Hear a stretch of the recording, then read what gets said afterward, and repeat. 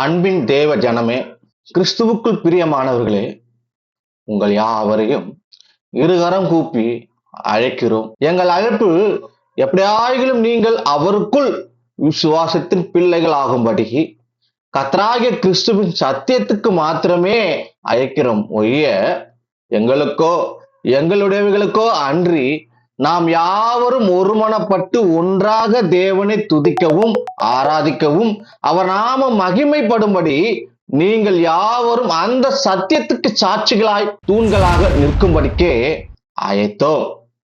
இந்த அழைப்புக்கு நீங்கள் தகுதியாகும்படி என்னை உண்மையுள்ளவன் என்று எண்ணி இந்த அப்போஸ்தல நித்திய சுவிசேஷ ஊழியத்துக்கு என்னையும் எங்களையும் ஏற்படுத்திய கர்த்தராகிய கிறிஸ்து இயேசுவுக்கே ஸ்தோத்திரம். அருமையானவர்களே, இன்றைய நாளுக்கான கேள்வி தேவனுடைய குமாரனாகிய இயேசு கிறிஸ்துவை பற்றியதே. அதாவது இயேசுவை அநேகர் அநேக விதமாக சொல்வதுண்டு. என்ன சொல்லுகிறார்கள்? இயேசு கடவுள் தான். ஆனாலும் இவருக்கு மேல ஒரு கடவுள் உண்டு.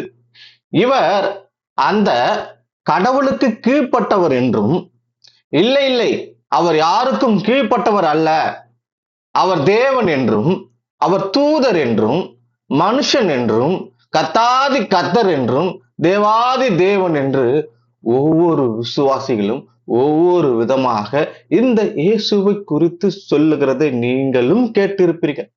அப்படி கேட்காதவர்கள் இப்படி சொல்லப்பட்டவைகளை குறித்து மனதில் வைத்துக் கொண்டு உண்மையிலே யார் இந்த இயேசு? இவர் கிறிஸ்துவா? இல்லை தேவனுடைய குமாரன் தானா? இல்லை இவர் தேவாதி தேவனா என்பவைகளை குறித்து நாம் கருத்தாய் கர்த்தருடைய சமூகத்தில் இருந்து கற்றுக்கொள்ள போகிறோம். அருமையானவர்களே, என்னுடைய விசுவாசத்தின்படி இயேசு என்றென்றைக்கும் சோத்தரிக்கப்பட்ட சர்வத்துக்கும் மேலான உன்னதமான தேவனாய் இருக்க இவர் எப்படி தேவனுடைய குமாரனாக இருக்க முடியும்? இவர் எப்படி உன்னதமானவருக்கு மகனாக இருக்க முடியும்? உண்மையிலே வேதம் இவரை தேவனுடைய குமாரன் என்றுதான் சொல்லுகிறதா என்பதைத்தான் நாம் அறிந்து கொள்ள போகிறோம். முதலாவது, பிசாசுகள் இவரை குறித்து என்ன சொல்லி இருக்கிறது என்பதை குறித்து நாம் ஆராய்வோம். என்னடா இவன் எடுத்தவுடனே பரிசுத்தரை குறித்து, பரிசுத்தராகிய இயேசுவை குறித்து பிசாசுகள் என்ன சொல்லுகிறது என்பதை குறித்து நாம் ஆராய போகிறோமா என்றால் நிச்சயமாக இதையும் நாம் ஆராய்ந்துதான் பார்க்க வேண்டும். ஏனெனில் அநேகர் இந்த பிசாசு சொன்ன வார்த்தைகளை எடுத்து அதற்கு முக்கியத்துவம் கொடுத்து பேசுவதை நான் கவனித்திருக்கிறேன். ஆகையால் இந்த பிசாசுகள் இந்த இயேசுவை குறித்து என்ன சொல்லி இருக்கிறது என்பதை குறித்து நாம் கருத்தாய் ஆராய்ந்து அவைகள் உண்மைதானா என்பவைகளையும் நாம் நிதானித்து அறிந்து விசுவாசத்தில் பலப்படுவோம். அருமையானவர்களே, சரி, கேள்வி என்ன? இயேசு தேவனுடைய குமாரன் தானா? அதிலும் முதலாவது அவர் குமாரனா, அதாவது தேவனுடைய குமாரனா என்பதே முதல் கேள்வி. இந்த கேள்விக்கான பதிலை நாம் காண்பதற்கு முன்பாக வேதம் நமக்கு என்ன கற்றுக் கொடுக்கிறது என்பவைகளை குறித்து நாம் எதையும் இரண்டொரு சாட்சிகளின் நிமித்தம் அதை உறுதிப்படுத்த வேண்டும் என்று கிறிஸ்து வசனத்தை கொண்டு நம்மிடத்தில் பேசியிருக்கிறார். அந்த வகையில் இந்த தேவனுடைய குமாரனை குறித்தான வசனத்தை குறித்து தூதர்கள் என்ன சொல்லியிருக்கிறார்கள், தீர்க்கதரிசிகள் என்ன சொல்லி இருக்கிறார்கள், பரிசுத்த ஆவியானவர் என்ன சொல்லி இருக்கிறார் என்பவைகளை குறித்து நாம் கவனமாய் ஆராய வேண்டும் அல்லவா? அப்பொழுதுதானே சத்தியம் என்ன என்று சத்தியத்தை குறித்து நாம் சாட்சி கொடுக்க முடியும். அந்த வகையில் முதலாவது, பிசாசுகள் இவரை குறித்து, அதாவது இயேசுவை குறித்து என்ன சொல்லியிருக்கிறது என்பவைகளை குறித்து வாசிக்கிறேன், கேளுங்கள். மத்தேயு எழுதின சுவிசேஷம் 4ஆம் அதிகாரம் 3ஆம் வசனத்தில் எழுதியிருக்கிறவர்களை நான் வாசிக்கிறேன். அப்பொழுது சோதனைக்காரன் அவரிடத்தில் வந்து, நீர் தேவனுடைய குமாரனே ஆனால் இந்த கல்லுகள் அப்பங்கள் ஆகும்படி சொல்லும் என்றான். பிசாசு அவரை பார்த்து கேட்கிறான் ரொம்ப மரியாதையாக, நீ போ வா என்று பயன்படுத்தவில்லை. அருமையானவர்களே, நீ போ வா என்று அவன் பயன்படுத்தவில்லை. ரொம்ப மரியாதையாக, நீர் தேவனுடைய குமாரனே ஆனால், அதாவது நன்றாக கவனிக்க வேண்டும், நீ தேவனுடைய குமாரனே ஆனால் என்கிற ஒரு கேள்வியோடு தான் பேசுகிறேன் ஒழிய, நீர் தேவனுடைய குமாரன் தானே என்கிற உறுதியான தன்மையோடு அவன் அவரிடத்தில் பேசவில்லை. இதே போல, அதாவது இதே சம்பவத்தை போன்று இன்னொரு இடத்தில் லூக்கா எழுதின சுவிசேஷ புத்தகம் 4ஆம் அதிகாரம் 41ஆம் வசனத்தில் பிசாசுகளும் நீர் தேவனுடைய குமாரனாகிய கிறிஸ்து என்று சத்தமிட்டு அநேகரை விட்டு புறப்பட்டது. அவரை கிறிஸ்து என்று பிசாசுகள் அறிந்திருக்கிறபடியால் அவர் அவைகளை பேச ஓட்டாமல் அதட்டினார். இப்படி வசனங்களை கொண்டு நாம் ஆராயும் போது நாம் ஒரு விஷயத்தை கவனிக்க வேண்டும். ஒவ்வொரு பிசாசுகளும் ஒவ்வொரு விதமாக பேசுகிறது நீங்கள் கவனிக்க வேண்டும். அதாவது ஒரு பிசாசு என்ன சொல்லுகிறது? ரொம்ப மரியாதையாக, நீர் தேவனுடைய குமாரன் தானா என்கிற கேள்வியோடு கூட அவரிடத்தில் பதிலை எதிர்பார்க்கிறது. இன்னொரு இடத்தில் இன்னொரு பிசாசு நீ தேவனுடைய குமாரனாகிய கிறிஸ்து என்று உறுதியோடு அறிக்கை செய்கிறதையும் கவனிக்க முடிகிறது. ஆகவே இதே போல் இன்னொரு இடத்திலும், அதாவது இப்படிப்பட்ட சம்பவங்களை போன்று, அதாவது பிசாசுகள் பேசியது போன்ற இன்னொரு இடத்தில் மத்தேயு 8ஆம் அதிகாரம் 29ஆம் வசனத்தில் அவர்கள் அவரை நோக்கி, இயேசுவே, யாரு கவனிங்க, இயேசுவே தேவனுடைய குமாரனே, எங்களுக்கும் உமக்கும் என்ன, காலம் வரும் முன்னே எங்களை வேதனைப்படுத்த இங்கே வந்தீரோ என்று கூப்பிட்டார்கள். அருமையானவர்களே, இங்கும் நாம் ஒரு விஷயத்தை கவனிக்க வேண்டும். அதற்காகத்தான் நாம் பேசிக் கொண்டிருக்கிறோம், ஆராய்ந்து கொண்டிருக்கிறோம். அது என்னவெனில், பிசாசுகளும் இவரை தேவனுடைய குமாரன் என்று சொல்லுகிறது சரி. பிசாசு சொல்லுகிறவர்களை வைத்து நாம் ஏற்க முடியுமா? ஏனெனில் அவன் பொய்யனும் பொய்யுக்கு பிதாவுமாய் இருப்பதனால் அவன் பேசியவைகளை குறித்து நாம் உறுதிப்படுத்துவோமானால் நம்முடைய விசுவாசம் எவ்வளவு ஒரு பரிசையாக இருக்கும் என்று பாருங்கள். ஆகவே இவைகளை குறித்து மாத்திரமல்ல, இன்னும் இந்த தேவனுடைய குமாரனை குறித்து வேதம் நமக்கு என்ன கற்றுக் கொடுக்கிறது என்பவைகளை குறித்து நாம் கருத்தாய் வேத வசனங்களை கொண்டு ஆராய்வோம். அல்லேலூயா. அந்த வகையில் இன்னொரு இடத்தில் இந்த இயேசுவை குறித்து ஒரு சாதாரண விசுவாசி என்ன சொல்லுகிறார்கள் என்பதை நாம் ஆராய்வோம். அருமையானவர்களே, சமாரியா ஸ்திரியை குறித்து நீங்கள் எல்லோரும் கேள்விப்பட்டிருப்பீர்கள். அவள் இப்படியாக அறிக்கை செய்கிறாள். என்ன அறிக்கை செய்கிறாள்? வாசிக்கிறேன், கேளுங்கள். அதற்கு அவள், ஆம் ஆண்டவரே, நீர் உலகத்தில் வருகிறவரான தேவ குமாரனாகிய கிறிஸ்து என்று நான் விசுவாசிக்கிறேன் என்றார். எங்கே? யோவான் எழுதின சுவிசேஷ புத்தகம் 11ஆம் அதிகாரம் 27ஆம் வசனத்தில் இவ்வசனங்களை இருக்கிறது. அருமையானவர்களே, இப்படி இவள் தன்னோடு பேசுகிறவரை குறித்து விசுவாசித்து அதை மற்றவர்களுக்கும் அறிவித்து அதை அவர்களும் விசுவாசிப்பதை நாம் வேதத்தில் காண முடியும். ஆகிலும் இவள் ஒரு சாதாரண விசுவாசி. ஒரு விசுவாசி தேவனை இப்படி அறிக்கை செய்கிறது உங்களால் ஏற்க முடியவில்லை எனில், சீஷர்கள் இவரை குறித்து என்ன சொல்லுகிறார்கள் என்பதையும் கொஞ்சம் வாசித்து அறிந்து கொள்ளுங்கள். இதோ வாசிக்கிறேன், மத்தேயு 16ஆம் அதிகாரம் 13, 14, 15, 16 ஆகிய வசனங்களை வாசிக்கிறேன், கவனிங்கள். 13ஆம் வசனம், இயேசு பிலிப்பு செசரியாவின் திசையில் வந்தபோது தம்முடைய சீஷரை நோக்கி, மனுஷகுமாரனாகிய என்னை ஜனங்கள் யார் என்று சொல்லுகிறார்கள் என்று கேட்டார். யார் கேட்டார்?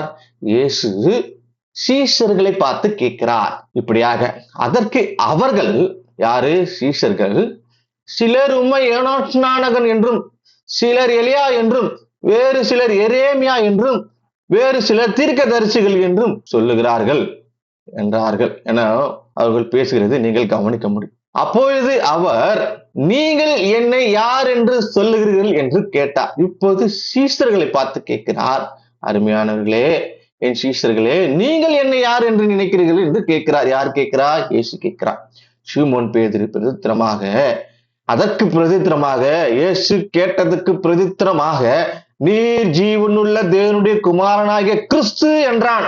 அருமையானவர்களே, இயேசு உடனே அவனை நோக்கி, யோனாவின் குமாரனாகிய சீமோனே, நீ பாக்கியவான்.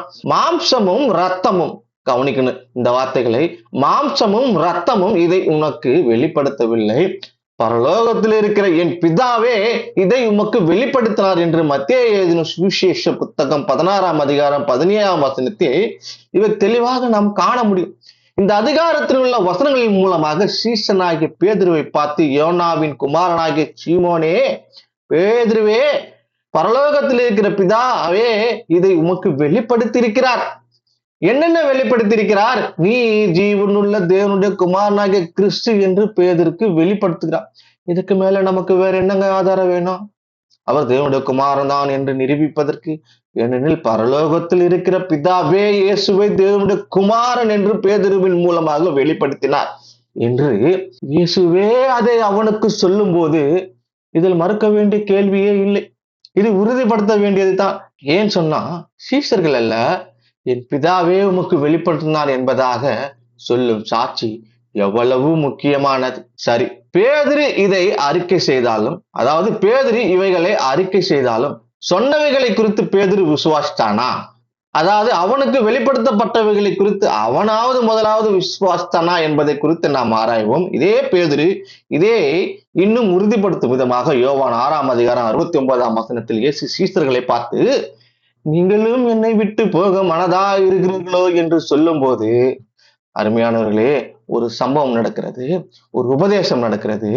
அந்த உபதேசத்துக்கு எல்லாரும் பின்வாங்கி போகிறார்கள். அப்போது சீஷர்களை பார்த்து, நீங்களும் என்னை விட்டு போக மனதா இருக்கிறீர்களோ என்று சொல்லும் போது பேதுரு உடனே, நீர் ஜீவனுள்ள தேவனுடைய குமாரனாகிய கிறிஸ்து என்று நாங்கள் விசுவாசித்து அறிந்தும் இருக்கிறோம் என்றான்.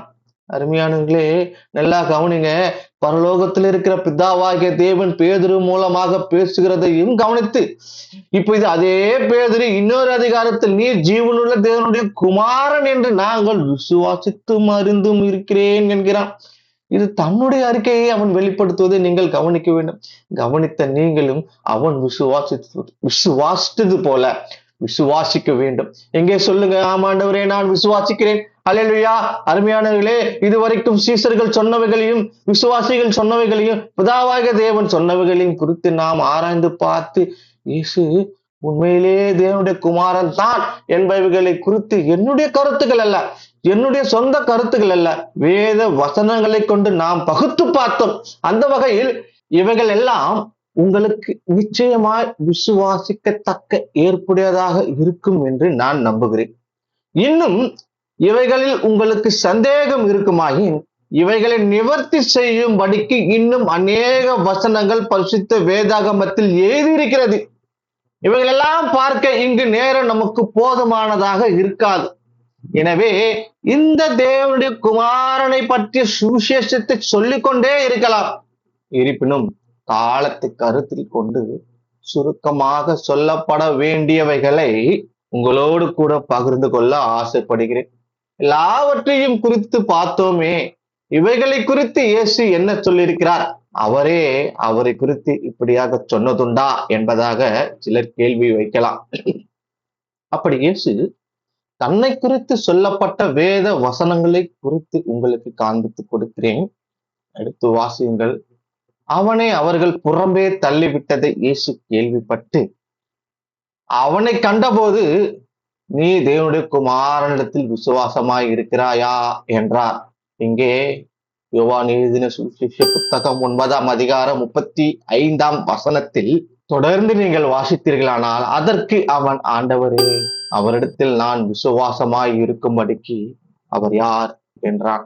இயேசு அவனை நோக்கி, நீ அவரை கண்டிருக்கிறாய், உன்னுடனே பேசுகிறவர் அவர்தான் என்றார். உடனே அவன், ஆண்டவரே, விசுவாசிக்கிறேன் என்று சொல்லி அவரை பணிந்து கொண்டான் என யோவான் எழுதின சுவிசேஷம் 9ஆம் அதிகாரம் 38 முதல் 38 வரை நீங்கள் வாசித்தீர்களானால் இவ்வசனங்களை கவனிக்க முடியும். அருமையானவர்களே, இந்த வசனத்தை வாசித்தவைகளை நீங்கள் கவனித்ததென்ன? இந்த சம்பவத்தை குறித்து நீங்கள் நன்றாக அறிந்திருப்பீர்கள். பார்வையற்ற ஒரு குருடனை கர்த்தராகிய இயேசு கிறிஸ்து அவனை சுத்தமாக்கி அவனை பார்வையிடும்படி செய்திருப்பார். இதை யூதர்களுக்கு சாட்சியாக நின்று இவைகளை குறித்து விவரித்து சொல்லும் போது அதை தாங்க முடியாமல் அவனை தள்ளி விடுவதை இயேசு கேள்விப்பட்டு அவனிடத்தில் வந்து, தேவனுடைய குமாரனிடத்தில் நீ விசுவாசமாய் இருக்கிறாயா என்று கேட்கிறார். அதற்கு அவன் அவரிடத்தில் விசுவாசமாக இருப்பதற்கு அவர் யார் என்றான். உடனே அவர் அவனிடத்தில், உன்னிடத்தில் பேசுகிறவர் அவர்தான் என்று சொன்ன உடனே அவரை விசுவாசித்து மாத்திரமல்ல, அவரை பணிந்து கொள்வதையும் நீங்கள் கவனிக்க வேண்டும்.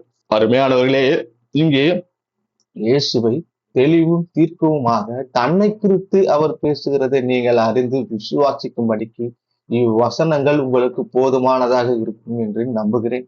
ஆகவே இந்த நம்பிக்கைக்கு பாத்திரமாக நீங்கள் தகுதியாகும்படிக்கு இன்னும் அநேக வசனங்களை கொண்டு உங்களுக்கு புத்தி சொல்ல கர்த்தராகிய கிறிஸ்து போதுமானவராக இருக்கிறார். ஆகவே இயேசு தேவனுடைய குமாரனாகிய கிறிஸ்து என்று நீங்கள் விசுவாசிக்கும்படியாகவும், விசுவாசித்து அவருடைய நாமத்தினாலே நித்திய ஜீவனை அடையும்படியாகவும் இவர்கள் எழுதப்பட்டிருக்கிறது என்று யோவான் 20 அதிகாரம் 31 என்ன எழுதப்பட்டிருக்கான்? இயேசுவே தேவனுடைய குமாரனாகிய கிறிஸ்து என்று விசுவாசிக்கும்படிக்கு தான் இது எழுதப்பட்டிருக்கான். அல்லேலூயா. இன்னும் மார்க் 1 அதிகாரம் 1 இப்படியாக எழுதப்பட்டிருக்கிறதை வாசிக்கிறேன், கவனிங்கள். தேவனுடைய குமாரனாகிய இயேசு கிறிஸ்துவனுடைய சுவிசேஷத்தின் ஆரம்பம் எங்கே? மார்க் 1 அதிகாரம் 1 அல்லேலூயா. ஆகவே வேத வசனங்களை கொண்டு இவர் தேவனுடைய குமாரன் என்று நான் சொன்னவைகளை அல்ல, என்னுடைய சொந்த கருத்துக்கள் அல்ல, வசனங்களின் சொல்லப்பட்டவைகளை கொண்டு, அதிலும் வசனங்களின் மூலமாக சொல்லப்பட்டவர்களின் சாட்சிகளின் நிமித்தம் இயேசு தேவனுடைய குமாரன் என்பது உறுதியாக நமக்கு கற்பிக்கிறது, கற்றுக் கொடுக்கிறது இல்லையா? இதை விசுவாசித்து தேவனுடைய குமாரனாகிய இந்த இயேசு கிறிஸ்துவை பற்றிய அறிவில் நீங்கள் இன்னும் வளரும்படிக்கு கிறிஸ்துவின் இரக்கங்களை முன்னிட்டு உங்களுக்கு புத்தி சொன்னேன். அருமையானவர்களே, தேவனுடைய குமாரனாகிய இயேசு கிறிஸ்துவை குறித்து உங்களுக்கு சொல்லப்பட்டவைகளை குறித்து நீங்கள் இன்னும் விசுவாசியாமல் இருப்பீர்களானால், உங்களுக்காக ஒரே ஒரு காரியத்தை மாத்திரம் சொல்லிக்கொண்டு, சொல்லப்பட்டவைகளை குறித்து நீங்கள் கேட்டு வாசித்து நீங்கள் எந்த இடத்தில் எப்படிப்பட்டவர்களாக எப்படிப்பட்ட விசுவாசத்துக்குள் இருக்கிறீர்கள் என்பதை உங்களை நீங்களே நிதானித்து சோதித்து எறியும்படிக்கு எடுத்து வாசியுங்கள். மத்தேயு எழுதின சுவிசேஷ புத்தகம் 26 அதிகாரம் 60, 61, 62, 63 ஆகிய வசனங்களை நீங்கள் கவனித்து வாசியுங்கள். வாசிக்கிறதையும் கவனமாக கேளுங்கள். இயேசுவோ பேசாமல் இருந்தார். அப்பொழுது பிரதான ஆசாரியன் அவனை நோக்கி, நீ தேவனுடைய குமாரனாகிய கிறிஸ்துதானா? அதை எங்களுக்கு சொல்லும்படி ஜீவனுள்ள தேவன் பேரில் உன்னை ஆணையிட்டு கேட்கிறேன் என்றான். அதற்கு இயேசு, நீ சொன்னபடித்தான். அருமையானவர்களே, அவன் கேட்டதற்கு இயேசு உடனே பதில் கொடுக்கிறார். நீ சொன்னபடித்தான், அன்றையும் மனுஷகுமாரன் சர்வ வல்லவருடைய வலது பார்சத்தில் வீற்றிருப்பதையும் வானத்தின் மேகங்கள் மேல் வருவதையும் இது முதல் காண்பீர்கள் என்று உங்களுக்கு சொல்லுகிறேன் என்றார். அப்பொழுது உடனே பிரதான ஆசாரியர் தன் வஸ்திரங்களை கிழித்துக் கொண்டு, இவன் தேவ தூஷணம் சொன்னான், இனி சாட்சிகள் நமக்கு வேண்டியது என்ன? இதோ இவன் தூஷணத்தை இப்பொழுதே கேட்டீர்களே என்று மத்தேயு எழுதின சுவிசேஷ புத்தகம் 26, 65 நீங்கள் கவனிக்க முடியும். அருமையானவர்களே, இப்போ இங்கே இந்த வசனத்தின் மூலமாக பிரதான ஆசாரியர், ஆமாம் நீ சொல்லுகிறபடிதான் என்று சொன்னது நிமித்தம் அதை நம்பாமல், அருமையானவர்களே, அதை நம்பாமல் சொல்லப்பட்டவர்களை குறித்து இப்போது நாங்கள் சொல்லுகிறவர்களை குறித்தும் நீங்கள் நம்பாமல், இப்பொழுதும் நீங்கள் நம்பாமல், இவனுடைய வாயின் வார்த்தை நிமித்தம் தேவ தூஷணத்தை நாம் கேட்டோமே, இனி யாதொன்றின் குறித்து இவனிடத்தில் விசாரிக்க வேண்டியதில்லை என்று அவரை ஓயாமல் குற்றப்படுத்தினார்கள், அசிங்கப்படுத்தினார்கள், அவமானப்படுத்தினார்கள். அன்று பிசாசு கேட்டது போல, அதாவது நீ தேவனுடைய குமாரனே ஆனால் இந்த கல்லுகளை அப்பங்கள் ஆக்கும்படி சொல்லும் என்று பிசாசு சொன்னதை போல அவரை அடித்து அவரை குட்டி, இப்பொழுது உன்னை அடித்தது யார் என்று ஞான திருஷ்டியில் சொல்லும் என்று பிசாசுகள் ஏளனம் செய்தது போல இன்றும் இப்பொழுதும் பரிசேயர்களைப் போல, சதுசேயர்களைப் போல, பிரதான ஆச்சாரியர்களைப் போல இயேசுவை நம்பாமல், இயேசு தேவனுடைய குமாரன் என்று நம்பாமல் ஓயாமல் அவரை பொய்யான குற்றச்சாட்டுகளை வைத்துக் கொண்டு தான் இருக்கிறார்கள் என்பதற்கு இவ்வசனங்களே நமக்கு சாட்சியாக இருக்கிறது. நீங்களும் இப்படிப்பட்டவர்களாக இருக்கிறீர்களா? அருமையானவர்களே, நீங்களும் இப்படிப்பட்ட சதுசேயர் பதுசேயர்களாக இருக்கிறீர்களா என்பதை நீங்களே சோதித்து பாருங்கள். அல்லேலூயா. அருமையானே, இத்தனை அவமானங்களின் மத்தியிலும் அவர் எப்படி இருந்தார்? அருமையானே, இத்தனை அவமானங்களின் மத்தியிலும் அவர் எப்படி இருந்தார்? பேசாமல் இருந்தார். கர்த்தருக்கு பிரியமானவர்களே, இயேசுவை தேவனுடைய குமாரன் என்று விசுவாசிக்க முடியாத உன்னை பார்த்து தான் கேட்கிறார், இது தேவ தூஷணமா என்று. எடுத்து வாசியுங்கள். யோவான் எழுதின புத்தகம் 10ஆம் அதிகாரம் 36ஆம் வசனம். அருமையானவர்களே, 36ஆம் வசனத்தில் இயேசுவே சொல்லுகிறதை நீங்கள் கவனியுங்கள். பிதாவினால் பரிசுத்தமாக்கப்பட்டும் உலகத்தில் அனுப்பப்பட்டும் இருக்கிற நான் என்னை தேவனுடைய குமாரன் என்று சொன்னதினாலே அது தேவ தூஷணம் சொன்னாய் என்று நீ சொல்லலாமா என்று உன்னையும் என்னையும் பார்த்து தான் கேட்கிறார். அருமையானவர்களே, அன்று பிரதான ஆசாரியன் சொன்னானே, தன்னை தேவனுடைய குமாரன் என்று சொன்னதை குறித்து தேவ தூஷணம் என்று சொன்னதை ஏற்று இங்கு இது தேவ தூஷணமா என்று யோவான் எழுதின சுவிசேஷ புத்தகம் 10ஆம் அதிகாரம் 36ஆம் வசனத்தில் உங்களையும் என்னையும் பார்த்து கேட்கிறார், தன்னை தேவனுடைய குமாரன் என்று சொல்வது தேவ தூஷணமா? பிரியமானவர்களே, தேவனுடைய குமாரன் என்றால் அது தேவ தூஷணமா? ஆனால் யூதர்களோ அவனுக்கு பிரதித்திரமாக எங்களுக்கு ஒரு நியாயப்பிரமாணம் உண்டு. இவன் தன்னை தேவனுடைய குமாரன் என்று சொன்னபடியினாலே அந்த நியாயப்பிரமாணத்தின்படியே அவன் சாக வேண்டும் என்றார்கள். ஆகவே வேத வசனங்களை கொண்டு தேவனுடைய குமாரனை குறித்தான நம்பிக்கையை குறித்தும் சீஷருடைய நம்பிக்கையை குறித்தும் பிசாசுகளுடைய நம்பிக்கைகளை குறித்து ஆராய்ந்த நாம் இன்னும் அவர் தேவனுடைய குமாரன் தானா என்கிற சந்தேகம் உங்களுக்குள் இருக்குமா? நீங்கள் யார்? ஆசாரியரா இருக்கிறீர்களா? இல்லை சீசனா இருக்கிறாயா? இல்லை விசுவாசியா இருக்கிறாயா என்பதை வேத வசனங்களை கொண்டு உங்களை நீங்களே சோதித்து பார்த்து நலமானவைகளை பிடித்துக் கொள்ளுங்கள். அருமையானவர்களே, உங்களை நீங்களே சோதித்து பார்த்து எவைகளை பிடித்துக் கொள்ளுங்கள்? நலமானவைகளை பிடித்துக் கொள்ளுங்கள். இல்லை, ஏன் தேவனுடைய குமாரனை காலின் கீழ் மிதித்து தன்னை பரிசுத்தம் செய்த உடன்படிக்கையின் ரத்தத்தை அசுத்தம் என்று எண்ணி கிருபையின் ஆவியை நிந்திக்கிறவன் எவ்வளவு கொடிதான அக்கினிக்கு பாத்திரவானாய் இருப்பான் என்பதை யோசித்து பாருங்கள் என்று இயேசுவானவர் தேவனுடைய குமாரன் என்று அறிக்கை பண்ணுகிறவன் எவனோ அவனில் தேவன் நிலைத்திருக்கிறான், அவனும் தேவனில் நிலைத்திருக்கிறான் என்றும் இயேசுவானவர் தேவனுடைய குமாரன் என்று விசுவாசிக்கிறவனே அன்றி உலகத்தை ஜெயிக்கிறவன் யார் என்றும் தேவனுடைய குமாரனிடத்தில் விசுவாசமாய் இருக்கிறவன் அந்த சாட்சியை தனக்குள்ளே கொண்டிருக்கிறான். தேவனை விசுவாசியாதவனோ தேவன் தம்முடைய குமாரனை குறித்து கொடுத்த சாட்சியை விசுவாசாதினாலே அவரை பொய்யாராக்குகிறான். தேவன் நமக்கு நித்திய ஜீவனை தந்திருக்கிறார். அந்த ஜீவன் அவருடைய குமாரனில் இருக்கிறது என்பதே அந்த சாட்சியாம். குமாரனை உடையவன் ஜீவனை உடையவன். தேவனுடைய குமாரன் இல்லாதவன் ஜீவன் இல்லாதவன். உங்களுக்கு நித்திய ஜீவன் உண்டு என்று நீங்கள் அறியவும் தேவனுடைய குமாரனுடைய நாமத்தின் மேல் நீங்கள் விசுவாசமாய் இருக்கவும் தேவனு குமாரனுடைய நாமத்தின் மேல் விசுவாசமாய் இருக்கிற உங்களுக்கு இவைகளை எழுதுகிறேன் என்பதாக வேத வாக்கியங்களை ஆராய்ந்து பாருங்கள். அவைகளால் உங்களுக்கு நித்திய ஜீவன் உண்டு என்று எண்ணீர்களே, என்னை குறித்து சாட்சி கொடுக்கிறவர்களும் அவைகளே. அப்படி இருந்தும் உங்களுக்கு ஜீவன் உண்டாகும்படி என்னிடத்தில் வர உங்களுக்கு மனதில்லை என்று உங்களை பார்த்து தான் கேட்கிறார். அருமையானவர்களே, கேள்வி என்ன? அருமையானவர்களே, நான் முன்னமே சொன்னபடி உன்னதமான ஒரு பரிசுத்தரும் கர்த்தருமாயிருக்கிற இந்த இயேசு கிறிஸ்து எப்படி குமாரனானா? ஏனெனில் உன்னதமானவர் என்று நான் இவரை குறித்து என்னுடைய விசுவாசத்தை குறித்து உங்களிடத்தில் சாட்சி சொல்லி இருக்கேன். இவருக்கு ஒரு தேவன் இருப்பது எப்படி? உன்னதத்திலிருந்து இவரின் நேசகுமாரன் இவரிடத்தில் நான் அன்பாய் இருக்கிறேன் என்று உன்னதத்திலிருந்து கனத்தையும் மகிமையும் பெற்றதையும் நாங்கள் கேட்டோம் என்று பிரதான அப்போஸ்தலனாகிய பேதுரு சொன்னது பொய்யா? இல்லை, இல்லவே இல்லை என்று பிரதான அப்போஸ்தலனாகிய பேதுருவை விட ஒன்றிலும் குறைவில்லாதவனாகிய நான் இந்த அப்போஸ்தலனாகிய பிரின்ஸ் ராஜேஷ் இவர் தான் தேவன், இவர் மட்டுமே தேவன் என்று, இவருக்கு மேல ஒரு தேவன் இல்லை என்று இவரை குறித்து நான் சொல்வது பொய்யா என்பவைகளை குறித்து சமயம் வாய்த்தாலும் வாய்க்காவிட்டாலும் உங்கள் கரத்தில் கொடுக்கப்பட்ட கர்த்தருடைய வேத புத்தகத்தை கருத்தாய் தேடி வாசித்து கர்த்தரிடத்தில் அதற்கான பதிலை பெற்றுக் கொள்ளுங்கள். ஆமென். அன்றியும் நாம் சத்தியம் உள்ளவரை அறிந்து கொள்வதற்கு தேவனுடைய குமாரன் நமக்கு புத்தியை தந்திருக்கிறார் என்றும் அறிவோம். அருமையானவர்களே, அன்றியும் நாம் சத்தியம் உள்ளவரை அறிந்து கொள்வதற்கு தேவனுடைய குமாரன் நமக்கு புத்தியை தந்திருக்கிறார் என்றும் அறிவோம். அவருடைய குமாரனாகிய இயேசு கிறிஸ்து எண்ணப்பட்ட சத்தியம் உள்ளவருக்குள்ளும் இருக்கிறோம். இவரே மெய்யான தேவனும் நித்திய ஜீவனுமாயிருக்கிறார். அல்லேலூயா. ஆமென்.